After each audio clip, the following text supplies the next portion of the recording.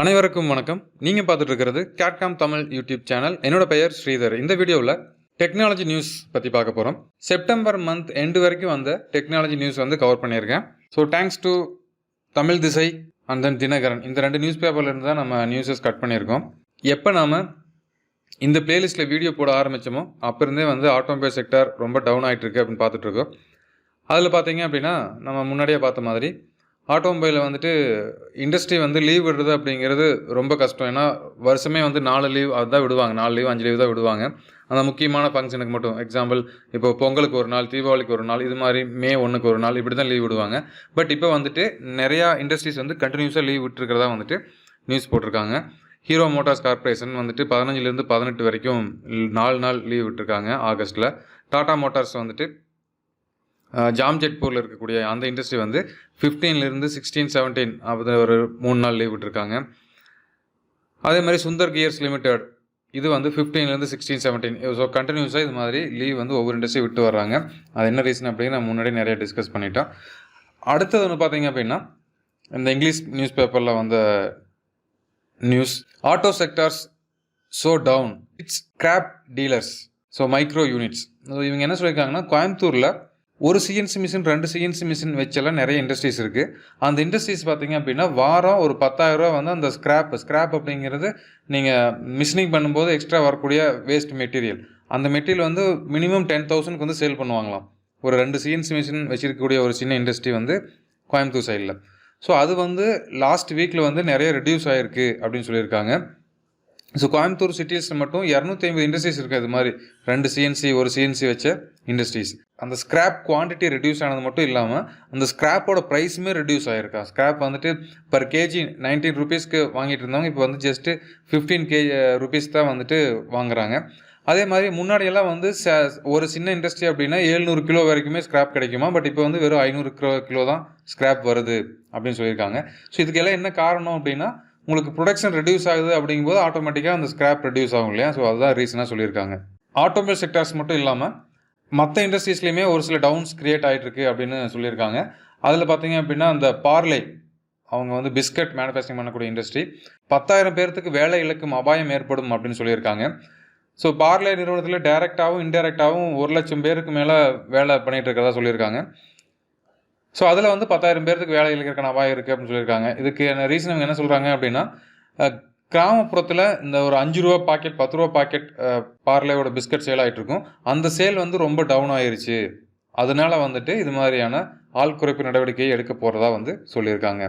ஸ்ரீலங்காவில் வந்துட்டு மகேந்திரா ஒரு அசம்பிளி யூனிட் அங்கே ஸ்டார்ட் பண்ணியிருக்காங்க. ஸோ நம்ம இந்தியாவில் இருக்கக்கூடிய மகேந்திரா கம்பெனியும் ஸ்ரீலங்காவில் இருக்கக்கூடிய ஐடியா மோட்டார்ஸ் கம்பெனியும் கம்பைன் பண்ணி Mahindra idea Lanka private limited அப்படிங்கிற ஒரு பேரில் ஸ்ரீலங்காவில் ஒரு இண்டஸ்ட்ரி ஸ்டார்ட் பண்ணியிருக்காங்க. ஸோ அது வந்து இப்போ வந்து அசம்பிளி யூனிட் மட்டும் தான் பண்ணியிருக்காங்க. அடுத்த 3 வருஷத்துக்குள்ளே மேனுஃபேக்சரிங் யூனிட்டும் பண்ணுறதா சொல்லியிருக்காங்க. இவங்க ஃபஸ்ட்டு வந்து KUV 100 அப்படிங்கிற இந்த கார் தான் வந்துட்டு அங்கே லான்ச் பண்ணியிருக்காங்க. ஸோ அது மட்டும் இல்லாமல் இன்னும் வந்து இவங்க 2 வீலர்ஸும் லான்ச் பண்ணியிருக்காங்க மகேந்திரா இந்த லாஸ்ட் மந்த்லேயே. இந்த 2 வீலர் வந்து இந்தியாவில் லான்ச் பண்ணியிருக்காங்க. 6 புதிய மாடல் லான்ச் பண்ண போகிறதா சொல்லியிருக்காங்க. ஸோ ஸ்போர்ட்ஸ் பைக்கில் வந்து S1K, S2K மற்றும் S3K அப்படிங்கிற ஒரு 3 மாடலும், எக்ஸிக்யூட்டிவ் வரிசையில் E1K, E2K, E3K அப்படிங்கிற ஒரு 6 பைக் வந்துட்டு இப்போதைக்கு நேம் சொல்லியிருக்காங்க. ஸோ இது வந்து பேட்டரியால் ரன் ஆகக்கூடிய வெஹிக்கிள்ஸ். ஸோ மணிக்கு வந்து 100 கிலோமீட்டர் வேகத்தில் போகக்கூடிய பைக் லான்ச் பண்ணுறதா சொல்லியிருக்காங்க. இதோட ப்ரைஸ் எவ்வளோ இருக்கும் அப்படிங்கிறது இது வரைக்கும் அவங்க சொல்லலை. பட் நீங்கள் 1,001 ரூபா ஆன்லைனில் வந்துட்டு பே பண்ணி அதை ஃப்ரீ புக்கிங் பண்ணிக்கலாம் அப்படிங்கிற இன்ஃபர்மேஷனும் கொடுத்துருக்காங்க. அடுத்தது புக்காட்டி, இந்த கார் கம்பெனிலேருந்து புதுசாக ஒரு மாடல் வந்திருக்கு. ஸோ அந்த மாடல் லான்ச் பண்ணியிருக்காங்க. அந்த மாடல் தான் இது. ஸோ இது பார்க்குறதுக்கு ரொம்ப அட்ராக்டிவாக இருக்குது. இதோட ப்ரைஸ் டீட்டெயில்ஸ் எதுவும் இன்னும் சொல்லலை. அடுத்தது வந்துட்டு ஹுண்டாய், டெல்லியில் ஹுண்டாய் நிறுவனத்தோட புதிய கார் வந்துட்டு கிராண்ட் i10 நியோஸ், இந்த கார் வந்து லான்ச் பண்ணியிருக்காங்க. இதோட ப்ரைஸ் வந்துட்டு 5 lakhs 4.99 lakhsனு போட்டிருக்காங்க. 5 lakhsலேருந்து 8 lakhsக்குள்ளே இருக்கும் அப்படின்னு சொல்லியிருக்காங்க. அடுத்து வந்துட்டு மாருதி சுசுக்கியில் வந்துட்டு XL6 அப்படிங்கிற கார் லான்ச் பண்ணியிருக்காங்க. இது வந்து பார்த்தீங்கன்னா லோயர் ரெண்டு மாடல் வந்து 9.8 lakhsம், ஹையர் ரெண்டு மாடல் வந்து 11.4 lakhs இருக்கும் அப்படின்னு சொல்லியிருக்காங்க. இது வந்து ஒரு 2 டைப் ஆஃப் கார் லான்ச் பண்ணியிருக்காங்க. ஜீட்டா ஆல்பா அப்படிங்கிற இந்த காரோட பேர் வச்சிருக்கிறதா சொல்லியிருக்காங்க. லாஸ்ட் வீக்கில் வந்து ஜிஎஸ்டி ரேட் வந்து ஆட்டோமொபைல் செக்டாருக்கு வந்து கட் பண்ணாங்க. ஸோ அது வந்து ரொம்ப ஹெல்ப்ஃபுல்லாக இருக்கும் அப்படின்னு Maruti Suzuki MD and CEO வந்து சொல்லியிருக்காரு. இந்த கார் லான்ச்சிங்கில் சொல்லியிருக்காரு. ஸோ அடுத்து ஒரு டூ வீலர் பார்க்கலாம். இந்த டூ வீலர் பற்றி பார்த்தீங்கன்னா சீனாவில் பென்லிங் அப்படிங்கிற ஒரு எலக்ட்ரிக்கல் ஸ்கூட்டர் மேனுஃபேக்சரிங் இண்டஸ்ட்ரி வந்துட்டு இந்தியாவில் இந்த மந்தில் வந்துட்டு புதுசாக பைக் லான்ச் பண்ண போகிறதா சொல்லியிருக்காங்க. இவங்க வந்து 2 டைப் ஆஃப் பைக் சொல்லியிருக்காங்க. 72 வோல்ட்டில் ஒரு பைக்கும் 40 வோல்ட்டில் ஒரு பைக்கும் வர மாதிரி சொல்லியிருக்காங்க. ஸோ இது வந்து 60 கிலோமீட்டர் வேகத்தில் போகக்கூடிய பைக் அப்படின்னு சொல்லியிருக்காங்க. Full and full battery bike. இதோட ப்ரைஸ் வந்து பார்த்தீங்க அப்படின்னா 90,000 ரூபா இருக்கும் அப்படின்னு சொல்லியிருக்காங்க. X showroom rate. So China product எப்படி இருக்கும் அப்படிங்கிறது நம்மளுக்கு தெரியல. மார்க்கெட்டுக்கு வந்ததுக்கப்புறம் பார்க்கலாம். So battery cars, battery bikes நிறையா வந்துட்டு இருக்கு. அந்த வரிசையில் ஹீரோ எலக்ட்ரிக்கல் மோட்டார்ஸ் கம்பெனி இருக்காங்க இல்லைங்களா? ஸோ அவங்க வந்துட்டு 2 எலக்ட்ரிக் பைக் லான்ச் பண்ணியிருக்காங்க. பெங்களூரில் வந்துட்டு இந்த லான்ச் பண்ணியிருக்காங்க. ஆப்டிமா இஆர் அப்படிங்கிற ஒரு பைக்கும் நிக்ஸ் இஆர் அப்படின்னு ஒரு பைக்கும் லான்ச் பண்ணியிருக்காங்க. இதோட ப்ரைஸ் ரேஞ்ச் பார்த்தீங்க அப்படின்னா 68,000 ஒரு பைக்கும் 69,000 ஒரு பைக்கும் கொடுத்துருக்காங்க. ஸோ அது மட்டும் இல்லாமல் இவங்க 3 இயர்ஸ் வாரண்டி கொடுத்துருக்காங்க. ஒரு டைம் நம்ம சார்ஜ் பண்ணோம் அப்படின்னா 100 கிலோமீட்டர்ஸ் வரைக்கும் ஓட்ட முடியும் அப்படிங்கிற ஷூரிட்டியும் கொடுத்துருக்காங்க. ஸோ அமெரிக்காவில் இருக்கக்கூடிய ஒரு premium bike manufacturing industry Hurley Davidson அப்படிங்கிற இந்த பைக் மேனுஃபேக்சரிங் இண்டஸ்ட்ரி வந்துட்டு லைவ் வயர் அப்படின்னு ஒரு பைக்கை வந்து இந்தியாவில் லான்ச் பண்ண போகிறாங்க. இது வந்து 15.5 வாட்ஸ் பேட்ரி கொண்டு ரன் ஆகக்கூடிய ஒரு வெஹிக்கிள். இதோட ப்ரைஸ் 21 lakhs சொல்லியிருக்காங்க. ஸோ 21 லட்சம் ரூபாய்க்கு நம்ம பைக் சொல்லியிருக்காங்க. இதோட ஓகே, அடுத்தது நம்ம இது வரைக்கும் டூ வீலர்ஸ் பார்த்தோம். இந்த டூ வீலர்ஸ்க்கு முக்கியமானது ஒன்று டயர்ஸ். ஸோ டிவிஎஸ் டயர்ஸ் நிறையா லான்ச் பண்ணியிருக்காங்க. டிவிஎஸோட ஸ்ரீ சக்ரா இண்டஸ்ட்ரீஸ் வந்துட்டு இந்த டயர்ஸ் லான்ச் பண்ணியிருக்காங்க. ஸோ இதோட நிறையா வெரைட்டி ஆஃப் டயர்ஸ் வந்திருக்கு. ஏன்னா இப்போ நீங்கள் எந்த அளவுக்கு கார் பைக் லேட்டஸ்ட்டு வருதோ அதே அளவுக்கு டயர்ஸும் நம்ம லேட்டஸ்ட்டாக வரணும். அப்போ தான் வந்து அதோட ஸ்பீடு நம்ம மேனேஜ் பண்ண முடியும். இதுங்க டயர்ஸ் பார்த்தீங்க அப்படின்னா 270 கிலோமீட்டர் ஸ்பீடு வரைக்கும் போனால் கூட நல்லா க்ரிப்பாக இருக்கக்கூடிய டயர்ஸ் லான்ச் பண்ணியிருக்காங்க.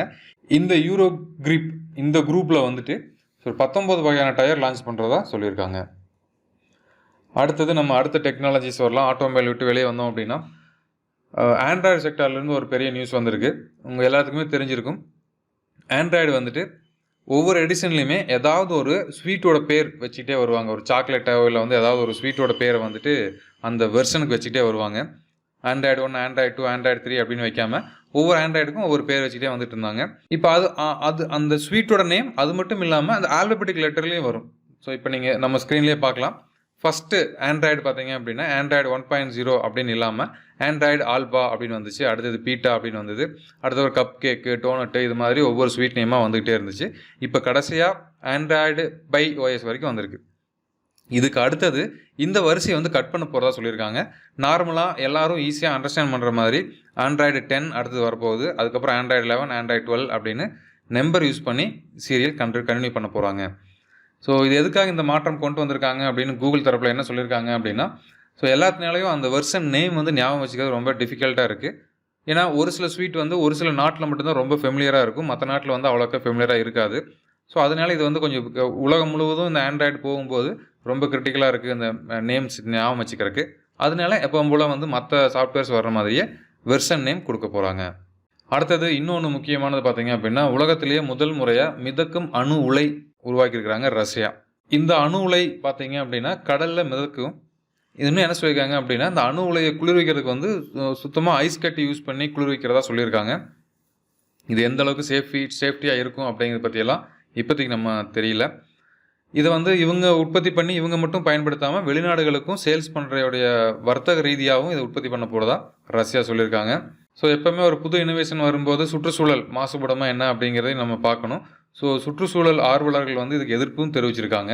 இது பார்த்திங்க அப்படின்னா 144 மீட்டர் நீளம் கொண்டதாக இருக்குன்னு சொல்லியிருக்காங்க. அது 2006 இதை வந்து கண்டுபிடிக்க ஆரம்பிச்சிட்டாங்க. பட் இப்போ தான் வந்து அது ஃபுல் ஃப்ளக்ஸாக கம்ப்ளீட் பண்ணியிருக்காங்க. இந்த கப்பலில் வந்து டோட்டலாக இதோட வெயிட் பார்த்தீங்க அப்படின்னா 21,000 டன் எடை கொண்டதாக இருக்குது. இது வந்து 35 கிலோவாட் வந்து கரண்ட் உற்பத்தி பண்ண முடியும். இதில் 2 அணு உலைகள் பொருத்தப்பட்டுள்ளதாகவும் சொல்லியிருக்காங்க.